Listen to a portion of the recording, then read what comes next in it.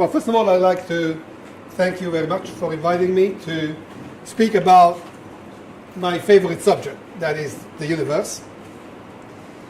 And, as you certainly do, I can't stop being amazed whenever I look at these bright little dots up there in the sky at night, or simply the sun or the moon, and they got a certain fascination, they've got a certain, wonder that makes you imagine what's it like up there, how big is that? Man has always done that ever since it was like half ape.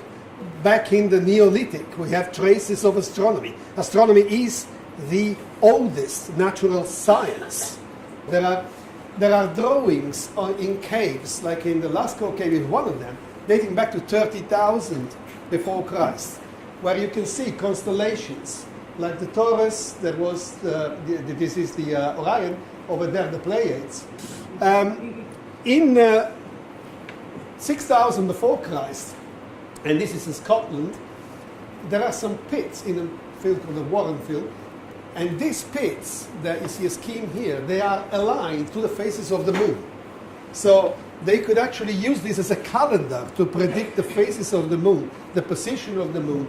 There was the Egyptians, of course, who used to be much more advanced in calendar making. This is calendars, worked out on the stars. They're also the ones who first drew constellations with sort of, human or animal shapes.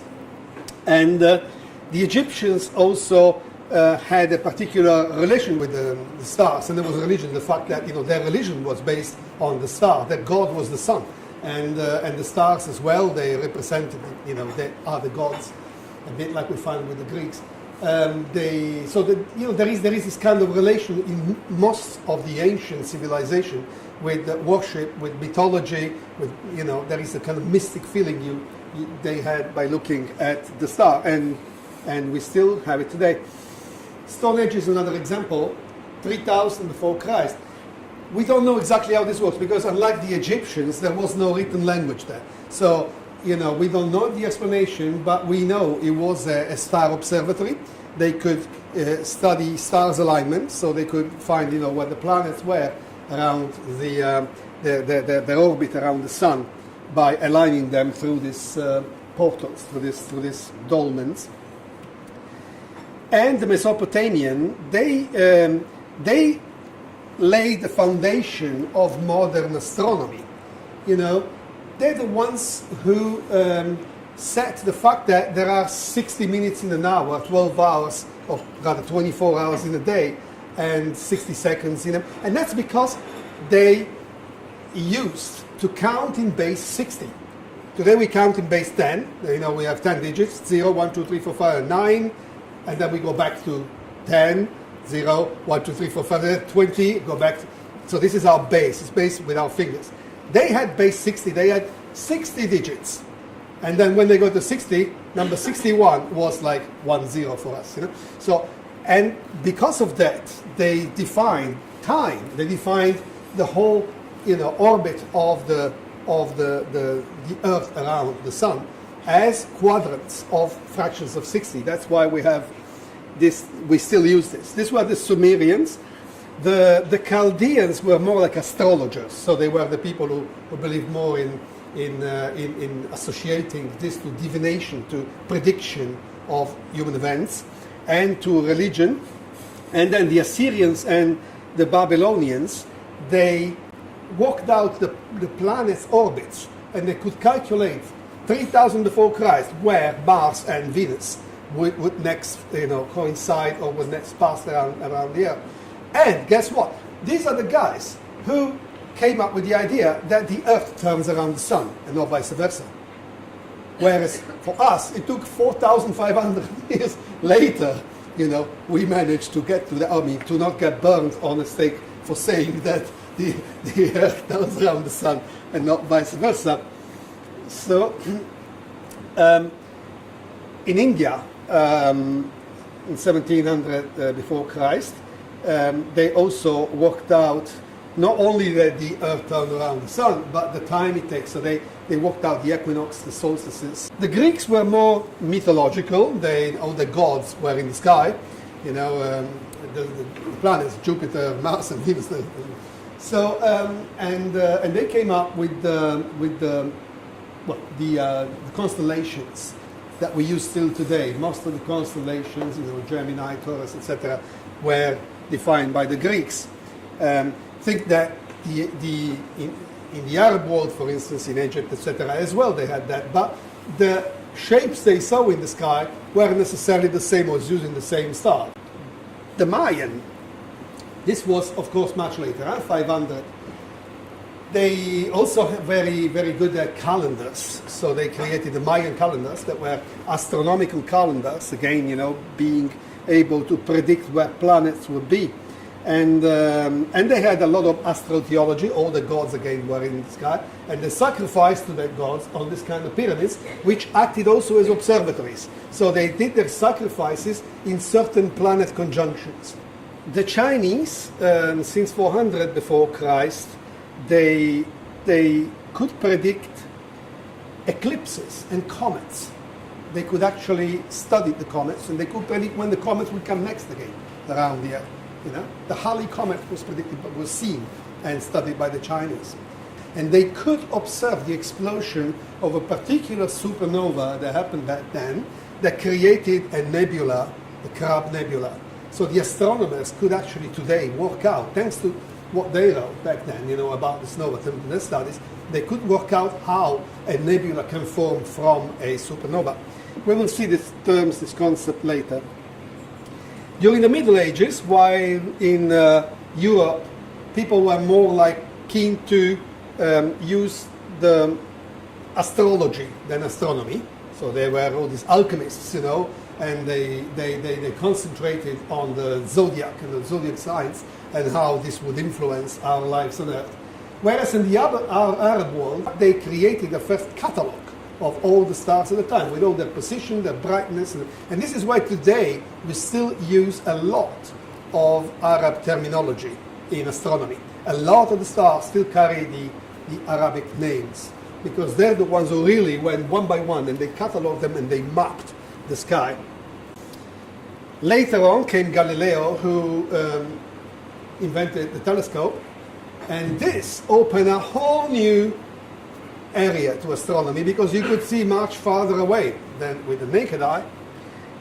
Newton came around a few years later, and he's the guy who discovered gravity and improved on the telescope. So today, in fact, we use Newtonian telescopes much more than Galilean telescopes. They are more effective and more compact. And Newton, by introducing gravity, explained the rotation of planets. Why does the moon turn around the Earth? Where is the magic string that keeps the moon there from going away, or keeps the Earth from turning around the sun? What, you know, it's so far away. How does the Earth know the sun is over there? And it's due to gravity, right? So he introduced gravity, and he did also the mathematics behind it. So this is when astronomy really became a science, because he married astronomy and physics. So the first wonder of our universe, it's sights. When you look up there at night, again, there's little dots, you know, and if you, in a particularly clear night, you go somewhere on a hill, and you will be able to see, you know, about 6,000 stars, depending on your eyesight. You know, normally, even with a small binocular, you can see about 6,000, maybe 10,000 if you're lucky. But if you go and take one small area where there isn't particularly much, pretty black, you know, and you zoom in that area with a telescope that you can buy in a shop, perhaps not in Mauritius, but then you will find that. You find that in that area where there was nothing, in fact, there are perhaps 20,000 stars. That's because you'll be able to see farther. This is the importance of Galileo's telescope.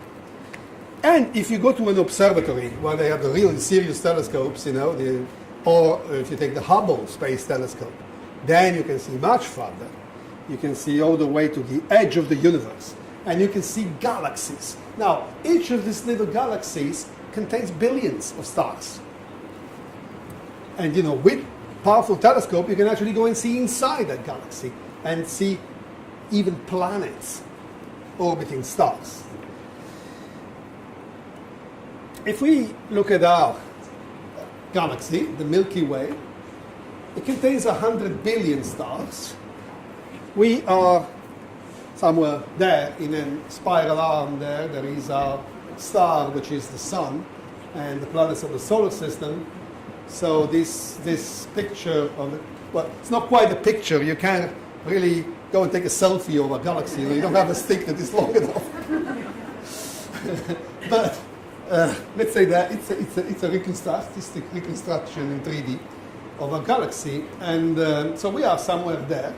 And right there in the middle, there is a very scary thing. There's a black hole, which is a very dense area of gravity, which is sucking in the whole galaxy. So the reason why the galaxies are spiral is that, like water falling in a sink, they spiral, and the black hole is eating the whole galaxy. The stars fall into this black hole and disintegrate. And we will talk about black holes later. It's one of the big mysteries of our universe. So our Milky Way contains 100 billion stars, and it is 100,000 light years wide. Now, what is a light year? Anybody knows? Time takes light to travel. The space that the light can cover during 1 year. Now, of course, that depends on the speed of light. Anybody knows the speed of light? No. Well, it's 300,000 kilometers a second. 300,000 kilometers a second is the distance to the moon. Light takes 1 second to get to the moon. Now imagine if that is the speed of light, 300,000 kilometers a second, imagine what the light can do in 1 year. So if you want to figure, 1 light year is 9.5 trillion kilometers. Okay? So we start getting into... Don't worry, I won't hassle you too much with numbers. but you have to kind of understand this if you want to have a grasp of the size of the universe, because it gets worse. So there are so many galaxies in the universe. Anybody has an idea? Just shoot numbers. How many galaxies do we have in the universe? Sorry? 100,000, 100,000, 2, 100,000. Any more? Millions? Billions? Did I hear billions? Okay. Well, until about 3 weeks ago, they believed there were 200 billions. But in fact, they just discovered there are 2 trillions. 2 trillion galaxies, each of which contains, on average, 100 billion stars, which, with a little simple math, gets us 200 billion trillion stars in the universe, right? So yeah, we can take a look at some other galaxies. This Andromeda is the closest galaxy to us. It contains 1 trillion stars by itself, and it's at 2.5 million light years. So remember what a light year was? All that many trillions of kilometers. Well, this is at 2.5 million light years away from us, but we can see it with the naked eye. If you go, well, you have to be sort of southern Europe. I used to see it from Geneva, occasionally in winter. There's the constellation of Andromeda, and just behind that you see a little faint dot in a very clear night. It's a faint dot. It looks like a star, but it's like fuzzy. Well, that's Andromeda, and it's one of the 2 or 3 galaxies you can see with the naked eye. Of course, you don't see like this. You see just a little fuzzy dot.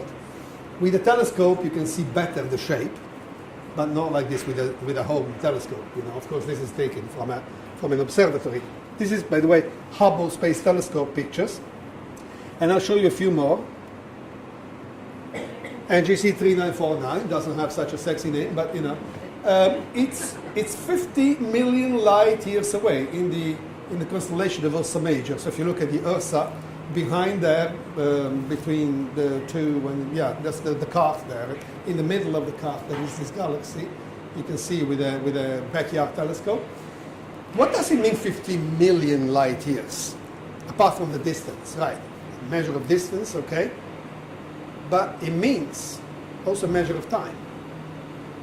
What it means is that the light that you see now left there 50 million years ago. So when you look at that, and the light, the photons of the light, they come from the thing and land in your eye. Those photons that arrive now left there when there were dinosaurs on Earth. So we are looking back in the past. We're looking into the past when you look at these objects. The Pinwheel Galaxy, another galaxy of a trillion star. It's 170,000, so it's bigger than ours. And I'm just going to show you a few more of these pictures because they're pretty. By the way, if you go on the Hubble Space Telescope, you can download backdrops for your computer, with all this stuff. Since a lot of you are artists, it definitely looks beautiful. This is a nebula. Nebula means it's gas. This is not stars. Stars are formed by gases collapsing due to gravity. So gases are made of atoms, of molecules, and these molecules, due to gravity, slowly with millions and billions of years, they will get together and cluster and collapse and squash into a star. This in the nebula, they start collapsing there in the middle. And this is called, in fact, the butterfly nebula because of the shape. This is another one. Now, this is they call it the star nursery because it's a nebula with a lot of gas in which there are formations, clusters that start forming, and new stars. These stars are just born. When I say just born, they were born about 500 million years ago. But to say that, stars are being formed now. Not all stars were created back at the time of the Big Bang, but stars keep being born today. New planets, new stars. So the universe is in constant regeneration because of the collapse of these gases that were left from the Big Bang. More pretty pictures of nebulas, and this is interesting because it allows us, this is a picture of spectroscopy, which is a technique that allows us to record radiation from the galaxy and tell us what's it made of. So we can see now in red you will see sulfur, green for hydrogen, and blue for oxygen. And when I say hydrogen and oxygen, what do I say? Water. And water means life. So this is another galaxy, still more nice, beautiful pictures of our universe. So, the size of the universe, how big is it? Well, without going too much in detail, but if we are in the middle of this, visible circle, we can see for like 42 billion light years away. This is what we're allowed to see. We can't see farther because of the speed of light. The speed of light blocks us from seeing farther than that because the light, can only do that much in 13 billion years of the universe. So the fact is that that's what we can see, but the real universe is believed to be 250 times larger. So it all started with, as I said before, Big Bang. So there is a theory about the Big Bang. You probably heard something about it, anyway. This massive explosion. So we're going to have a look at the Big Bang theory. Which is not this, it's this. So it started something like, I need another number here, 13.7 billion years ago. And we are here today with our satellites, and the Big Bang started there with a massive explosion.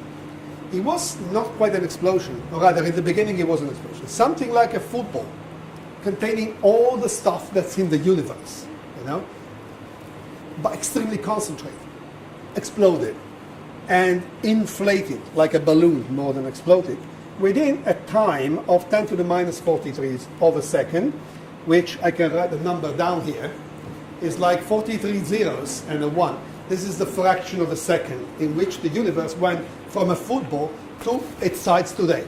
It was only pure energy. Think of light. It wasn't light. It was invisible radiation. We call it radiation. Light is only one form of radiation. Then there are microwaves, there are radio waves, there are X-rays, there are a lot of other things, right? Which you cannot see, but you know they're there. So after this, after the initial explosion, which took that long, there was another inflation for another little fraction of a second, and the universe got to the size near the one it is now. Not as much, but like 3/4. Then we have the first, this radiation, which there was no matter, there was no stuff, there were no atoms. The atoms started building it within the next second, and we'll see in the next slide. But now we're just looking at the formation of the stars in this thing.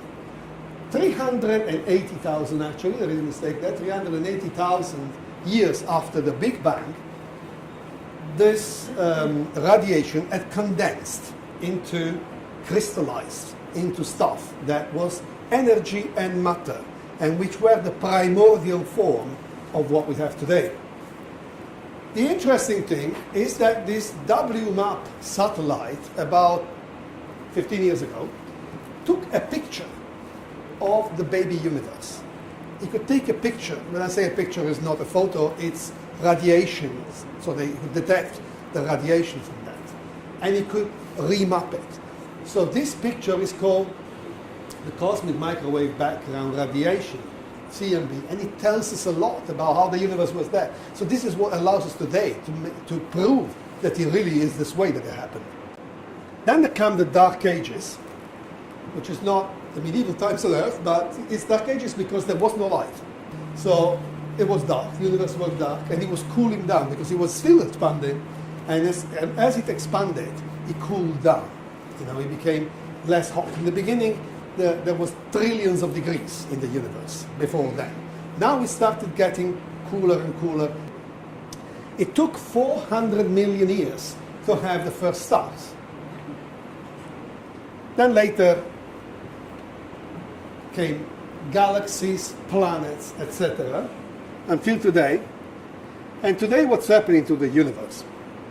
Well, this expansion somehow is accelerating. This is a big mystery. The universe that initially exploded, let's say, and inflated, and then it's inflated slower and slower and slower. Think of a firework. Firework is there, boom, initial explosion. Goes like this, and then it slows down. The air slows it down, and eventually it dies and falls down. Well, this thing is going like, this firework is going like boom, and then slowly decelerating, and now whoop, all of a sudden it's being ripped apart. And we don't understand what it is, but we're being ripped apart by some form of energy that we don't understand. And we call it dark energy because we don't know what it is. So much for the expansion of the universe. And, oh well, that's what my wife thinks about it when I look at it at night and with my telescope. So we're back to this baby universe, the cosmic microwave background radiation. You've seen this.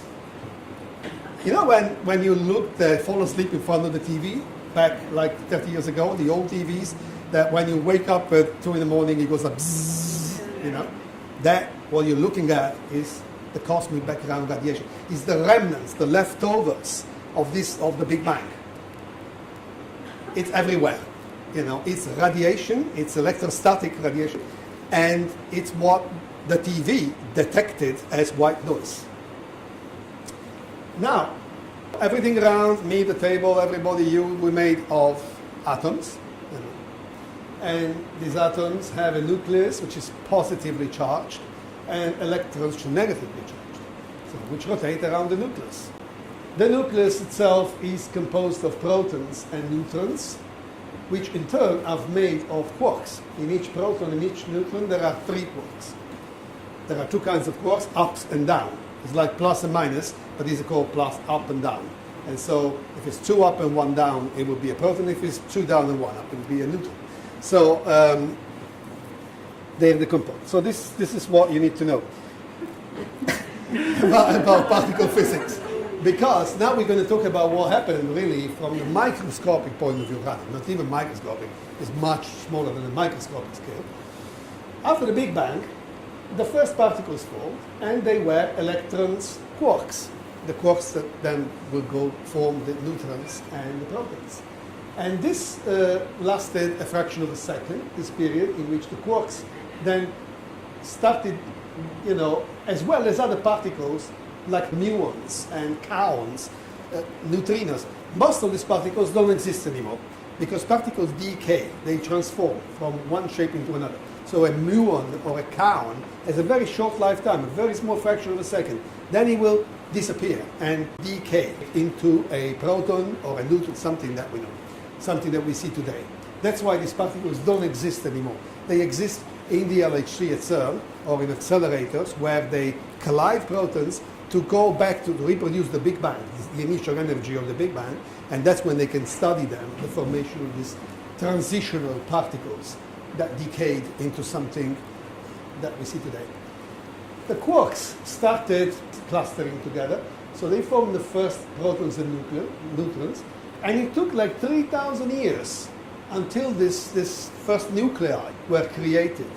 Much later arrived the electrons. Only then they started turning around the nuclei and forming atoms.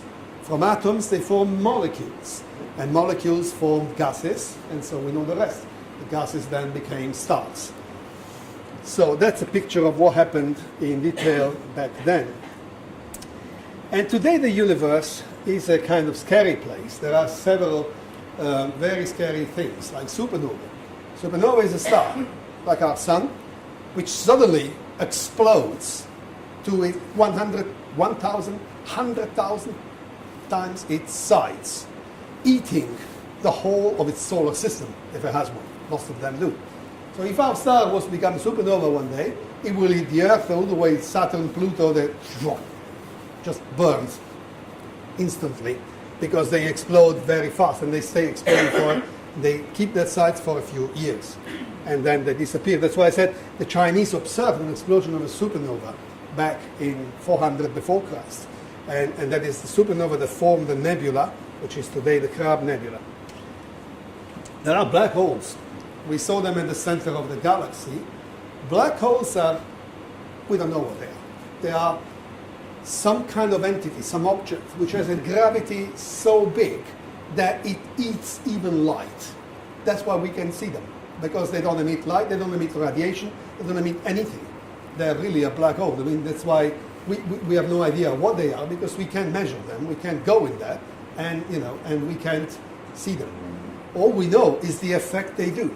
And what they do is they eat matter. Everything falls in there, attracted by gravity. Around them, there is a quasar. Quasar is a star that is extremely bright. One quasar can be brighter than the whole of the Milky Way, the whole of 100 billion stars.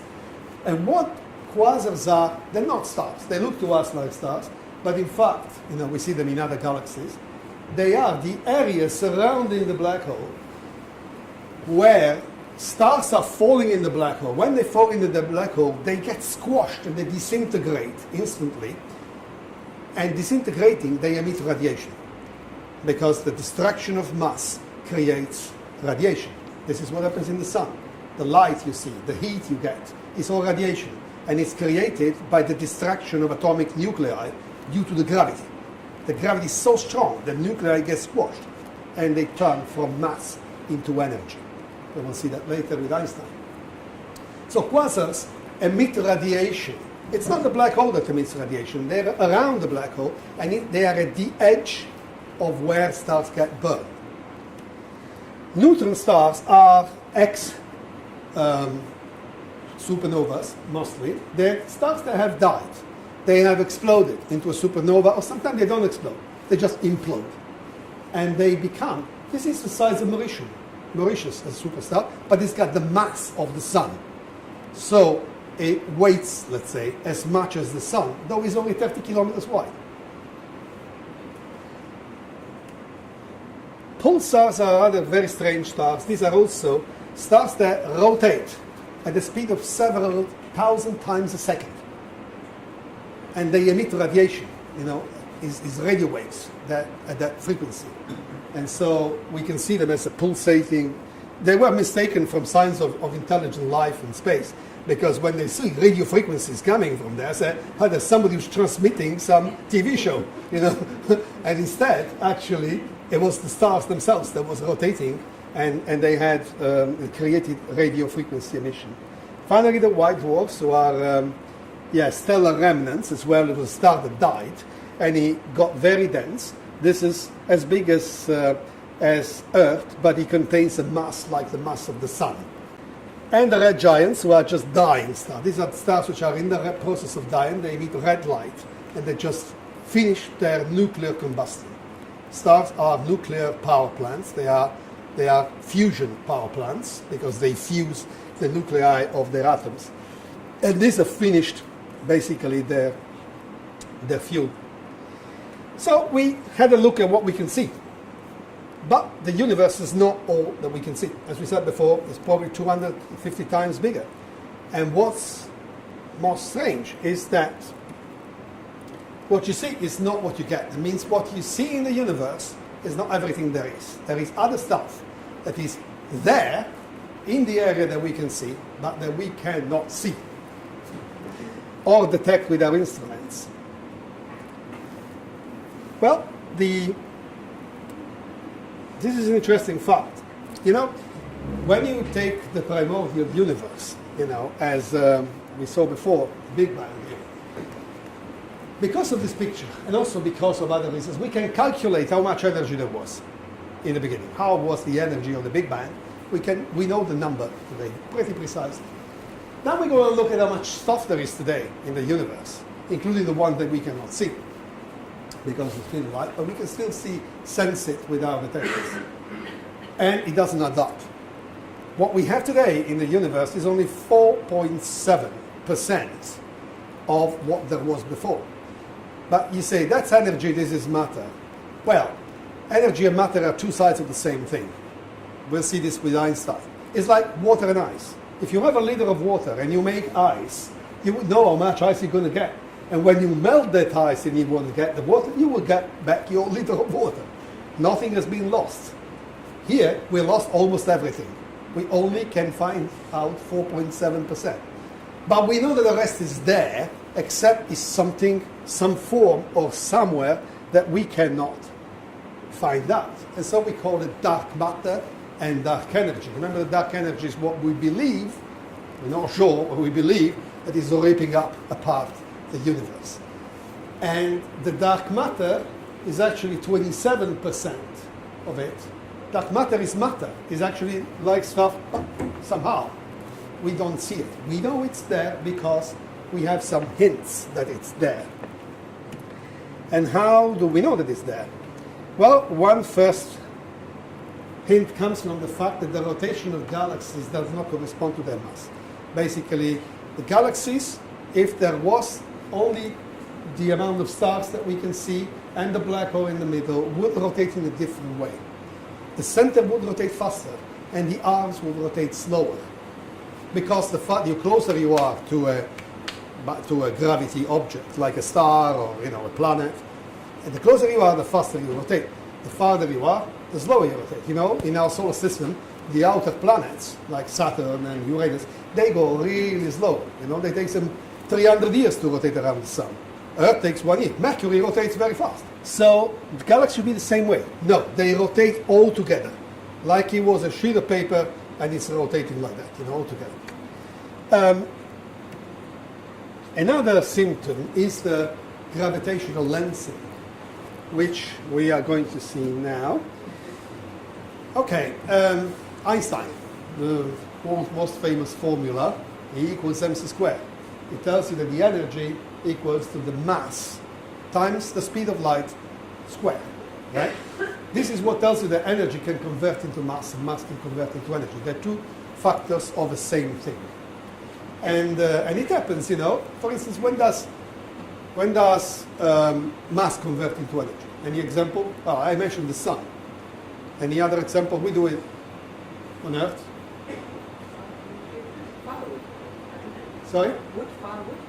There is a part of the mass that converts into energy because it's the heat that you get, but it's not a complete because it's a chemical reaction there. This is a complete disintegration of the mass and gives you energy, atomic energy, in a power plant or in a bomb. In a bomb, a nuclear bomb, when it explodes, all the mass, the whole uranium can convert into energy and have this destructive power. The Hiroshima bomb, there was 1 gram of uranium. 1 gram of uranium converted into energy. Because you have to multiply this gram by 300,000 square. 300,000 square is quite a lot of zeros. It's 10 zeros, you know? So that's why you get so much energy on the other end. Now, why are we talking about this? Because of the theory of relativity, one of the results of that is the fact that every object in the sky bends space-time. Now, in astronomy, we don't talk about space and time. Space-time is one single thing. And time and space are also two dependent concepts, one from the other. We will not go there because otherwise it takes me another hour. But just think it like this. The space-time, we live in space-time, right? And planets, stars, etc., they can bend space-time and make it become like a sink. And this is the reason why the moon turns around the Earth. This is how gravity works. The moon is just running around the edge of this thing and keeps running. Like if you take a marble and let it run in a round sink, the marble will run around. So the interesting thing is that thanks to this formula too, we know that this sink also bends light. So that if we are here on Earth and we see a star over there, well, chances are that this star actually is there, behind it, because the light beam from the star is being bent by some object, another star, something that is in the way, right, nearby. And so you see the star over there, well, it's not there, it's bad, because the light beam is being bent, right? Now, this is about light bending due to gravity. What we see is this in the galaxy. We see some star, which is very, very far away and should appear smaller than those, though it appears bigger. And around it there is a ring, like a lens. What is that?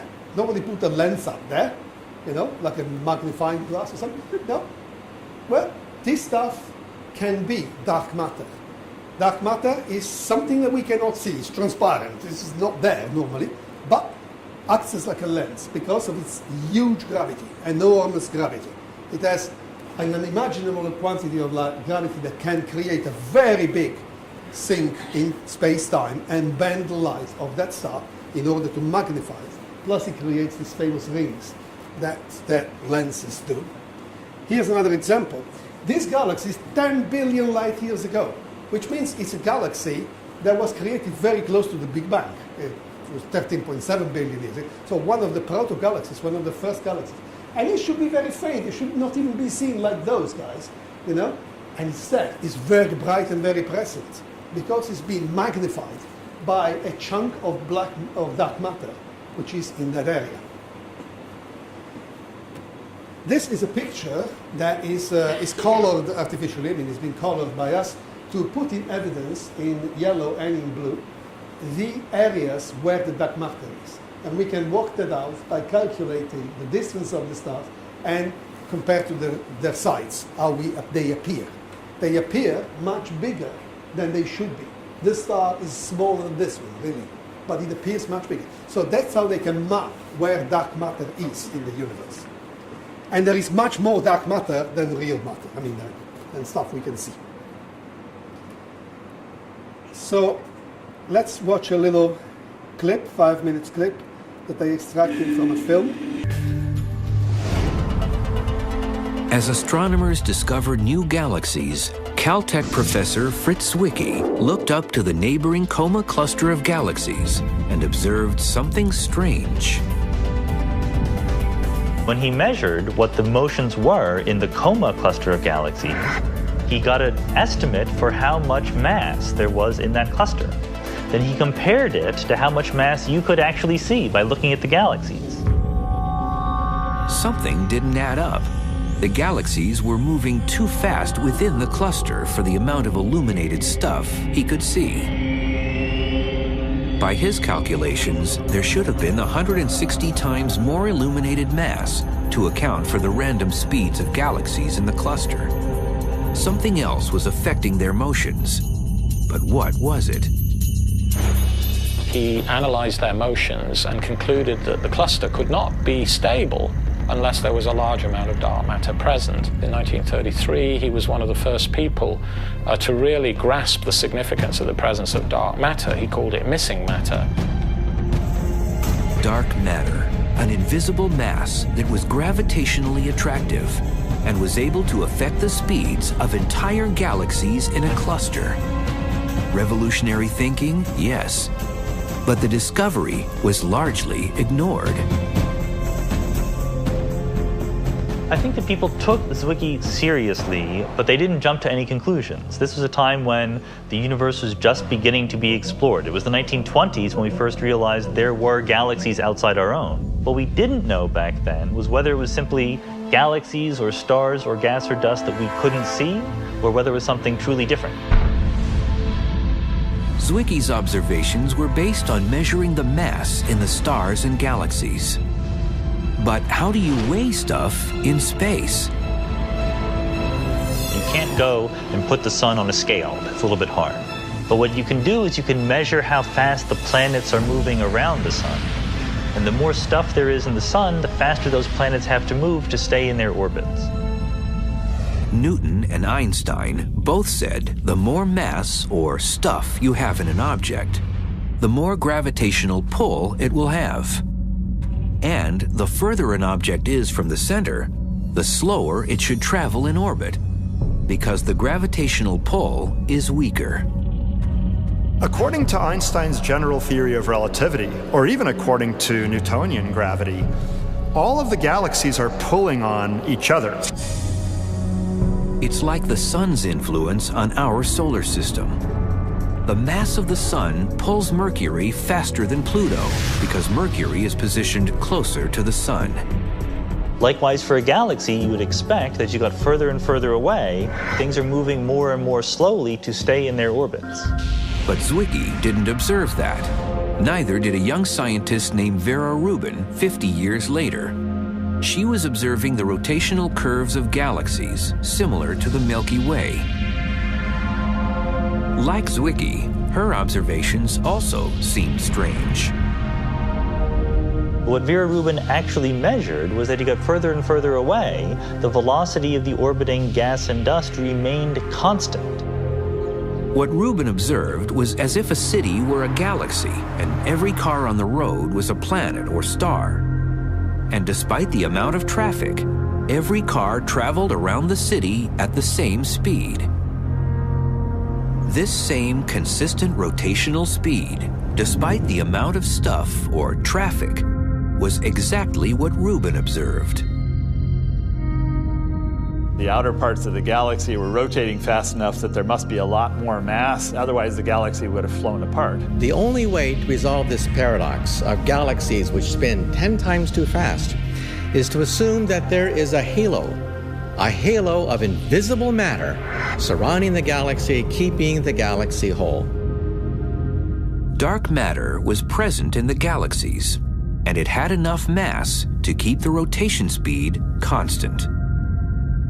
Imagine that I am the dark matter. This ball is a star orbiting me because my gravitational force is keeping it in place. But even if you couldn't see me, you would know that there must be something here, otherwise the star would just zoom off in a straight line. There must be something causing that gravity, and that's how we know that there must be dark matter. Rubin estimated that there was 10 times more dark matter than ordinary illuminated stuff. Since then, we've analyzed hundreds of galaxies, and they all have the same pattern. They all rotate too fast for their own good, and they need dark matter to hold them together. This time, science paid attention and started to wonder, what is dark matter? How do you find something that is invisible in space? They needed to see just where dark matter was hiding out in the universe.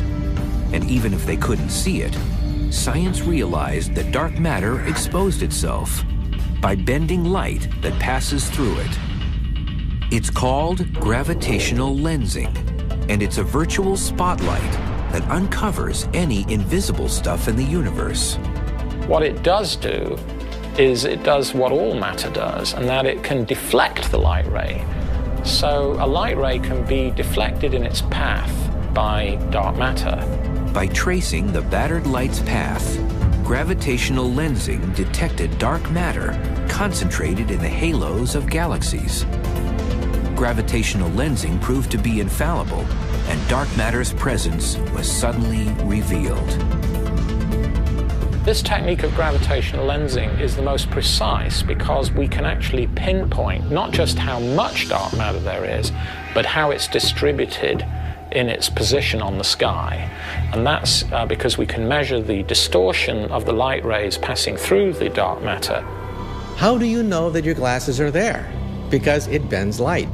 In the same way, by looking at Hubble space pictures of the universe and looking at the distortion of light as it goes through galaxies, we actually have maps of dark matter. Most of the mass of a galaxy is from the dark matter. The ordinary matter accumulates in the gravitational field of the dark matter. But once dark matter came on the scene, scientists wondered if it was a new, undetected particle or just invisible ordinary matter. Well, I just extracted 5 minutes. This is a 1 hour long film. You can see the rest. You can see the rest on my YouTube channel. If you go to YouTube, Silvano_CERN. I have all the astrophysics and particle physics related films. Some of which I've done. Others, like this one, is an American production. It's a NASA production. So we were saying, where is it and what is it made of? But there's a whole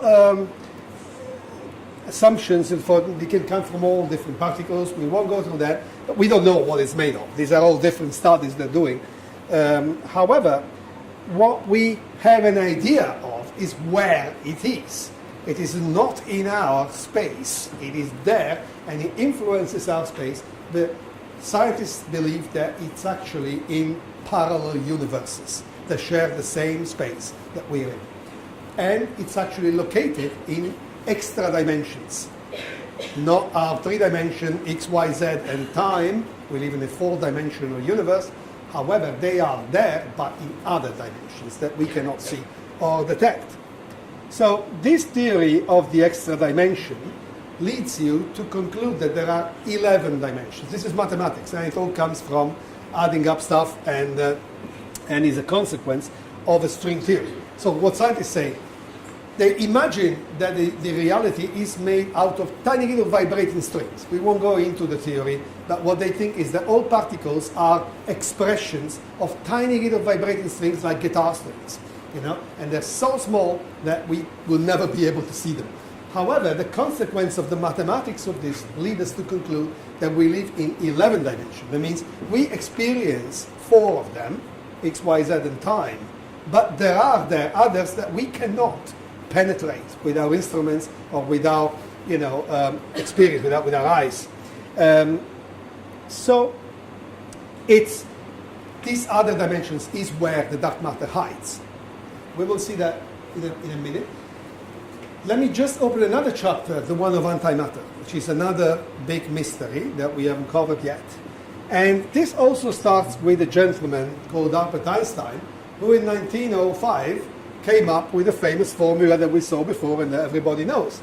E equals mc squared. Like we said before, energy and matter are 2 sides of the same thing. One converts into the other and vice versa. And so the 20-something 3 years later came another gentleman, Paul Dirac, who was a British guy, who actually said, here are the formula, much more complex, and I will not ask you to memorize it, but what this formula says is that, yes, energy does convert into matter, but not only matter. It converts also into antimatter. And for each element of matter, there is always one element of antimatter. You cannot have only the matter. Now remember, matter is what we see today. Protons are positive and electrons are negative. Antimatter is just the opposite, where a proton is negative and electrons are positive. You say, but this is a small detail. Well, perhaps. But the point is that there is no antimatter in our universe because it all annihilated with matter in the primordial universe. Let's see this a little bit closer. If we take a gamma ray and we shoot it into any material, the gamma ray, which is pure radiation, pure energy, will go there, knock some atom, some nucleus, and disintegrate it into pure energy. When this pure energy then decays, that means crystallizes, will form an electron and a positron. The positron is the positive electron. So a negative electron and a positive electron. It's like if you had to have, babies, okay? And instead of being one, they're always born in two, a boy and a girl. You cannot have a boy alone or a girl alone. Imagine that. That's exactly what it is. When particles are born, they're never born only one of a kind. There is always its negative of the anti-particle. So we have an electron and an anti-electron called positron by physicists. But when you take this boy and this girl and they get them to meet again, they disappear in a flash. They annihilate back into gamma rays. Okay? So the question is today, at the moment of the Big Bang, this big flash of energy created the first particles. There were electrons and anti-electrons. There were protons, antiprotons. There were quarks, antiquarks. Every particle had to have, because we see this today in the LHC. When we collide protons, we cannot get just an electron or just a muon.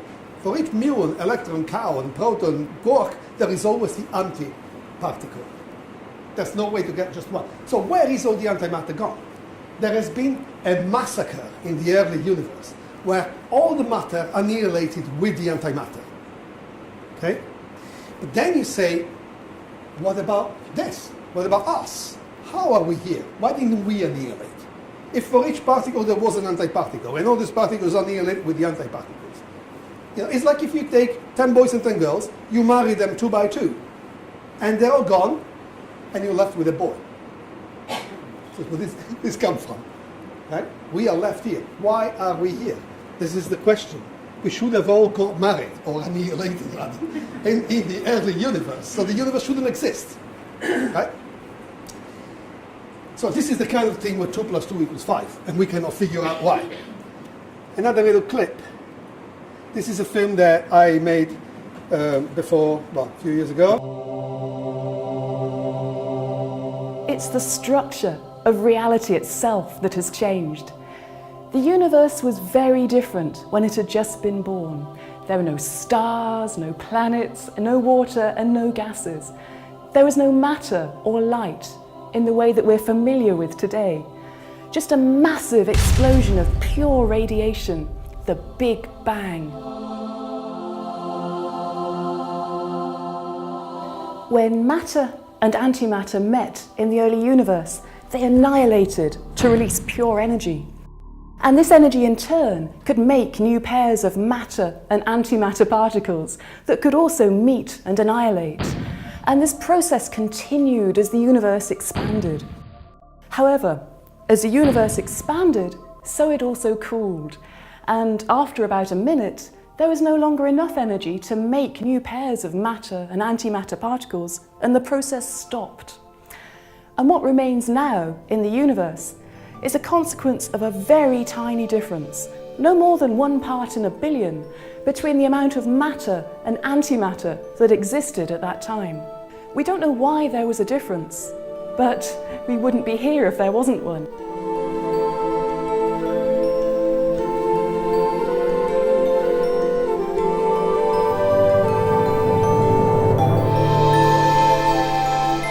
This difference is a mystery, but it's given birth to everything we see around us. So if you really want to understand the universe and why it looks the way it does, we need to understand antimatter and why it behaves that little bit differently. In fact, antimatter is like normal matter, except that everything has the opposite charge. For example, the electrical charge is opposite. If we look at antiatoms, they are made out of a negative proton and a positive electron.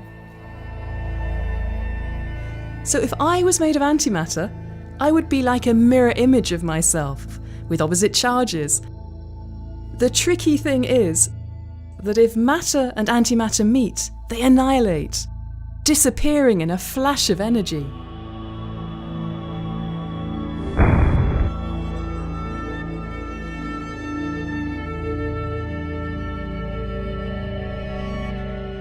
In 1928, a young physicist by the name of Paul Dirac wrote an equation that revolutionized our understanding of the universe.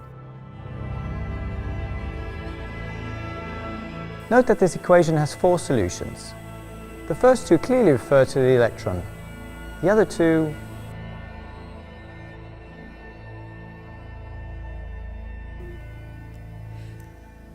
Although Dirac ignored its real meaning at the time, this equation stated that each particle has an antiparticle twin. That is, another particle exactly identical, but with opposite charge.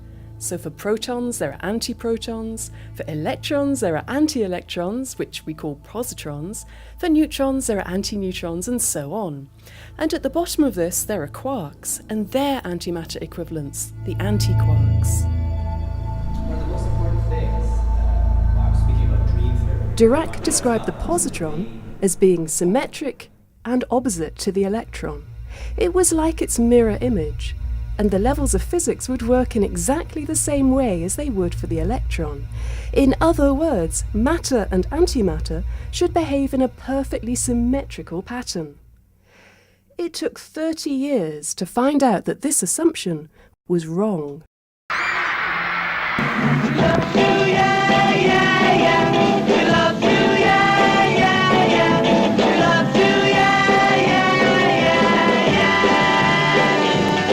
In 1964, the American physicists James Cronin and Val Fitch discovered, by examining the decay of a particle called a kaon, that its matter and antimatter versions do not always behave in the same way. For the first time, the symmetry between matter and antimatter was seen to be broken.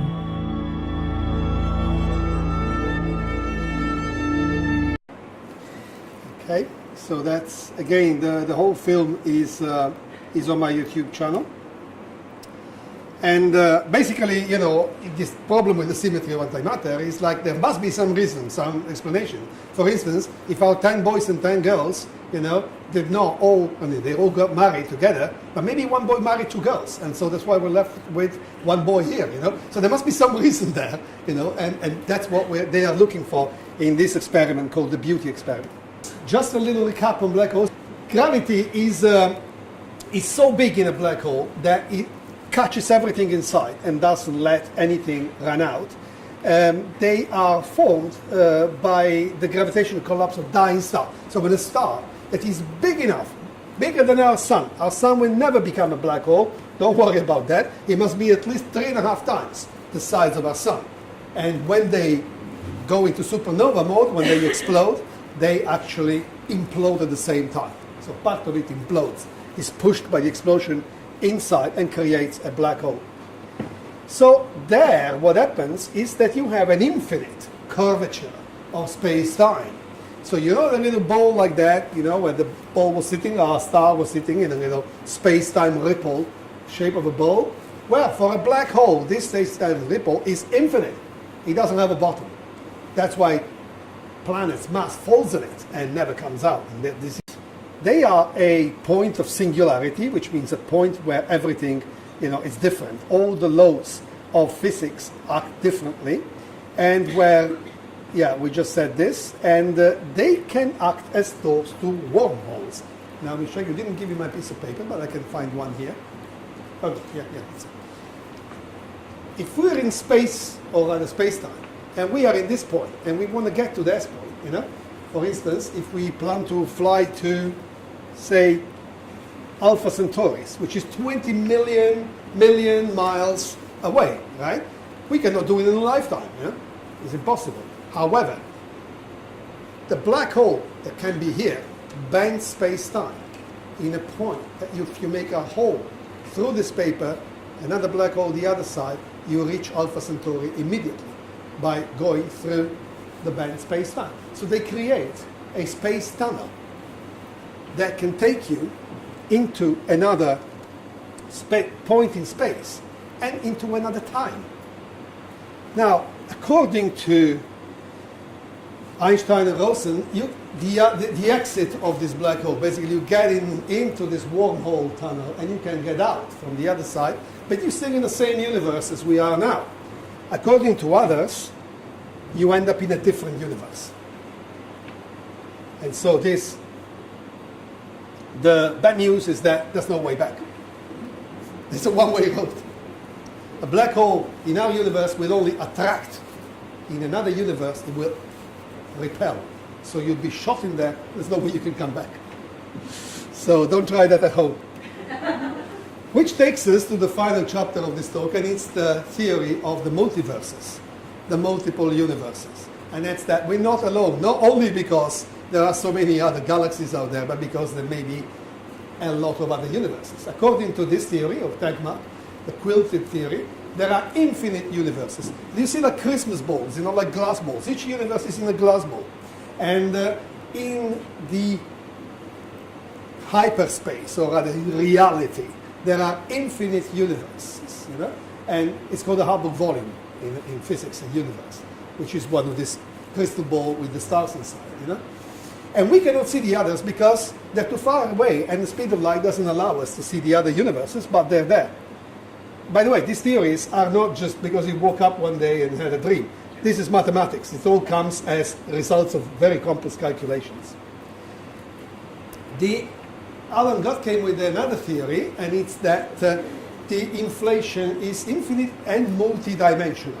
So this relates to the multiple dimensions, that we actually are in an 11-dimension universe, and we only experience 4, but inside our universe, somewhere, there are other dimensions.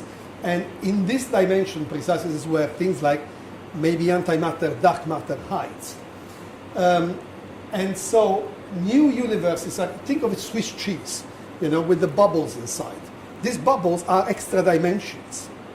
When a mice eats the cheese, he doesn't see the bubbles, he doesn't care for the bubbles, because he doesn't experience them, they're air, He's only interested in the cheese. That's what we are. We only see our dimensions, we don't see the bubbles. And these other bubbles in our universe, which could be microscopic, but could contain a whole other parallel universe.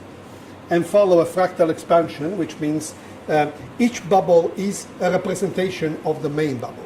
The M-brane theory says that the universe actually is part of a hyperspace called bulk, where there are several membranes. A universe exists only in one membrane because the particles can only live inside a membrane.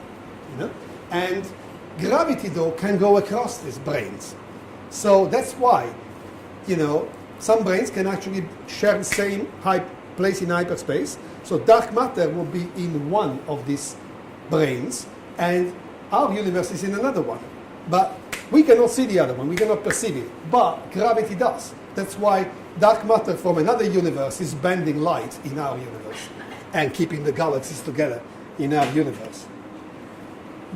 This theory expands into a cyclic theory with Steiner and Turok. Turok is my friend, so that's why this is my favorite theory. No, but it actually makes sense. And it's that imagine that reality is made of these branes, but these branes are like infinite, and they are like sheets hanging to dry in the wind, and therefore they move. They are moved by dark energy. And while they move in this wind of dark energy, eventually they touch. And each time they touch, a new universe is born. In that touch point, there is a new Big Bang. And so you have a universe formed in one membrane and an anti-universe formed in the other one, where the antimatter goes. That's why the antimatter is not here. So for each me in this universe, there is an anti-me in the other membrane. So there is this other theory about the fact that the universe has a very complex shape, all twisted together and everything. And in these twists and folds, there are pockets in which there are other universes, each with different rules of physics. So that in one, for instance, we may not have mass. We may just be pure energy, pure radiation. In another one, gravity may be repulsive. And this explains the exit of the wormhole. So when you enter a black hole in the other universe may actually repel matter rather than suck it up. Finally, the quantum theory which is probably the most known one about parallel universes. And is that for each event in our universe, there is a split in reality, and a new universe is created. You know, one of the typical examples is the one of Schrödinger's cat, where they say, well, my cat died a year ago, but at that time the universe split, and in the other universe, my cat is alive. And so each action that happens in our world creates a parallel universe where there is a split, and everything is different in that universe. For instance, there could be another universe where Donald Trump is a woman and is my wife.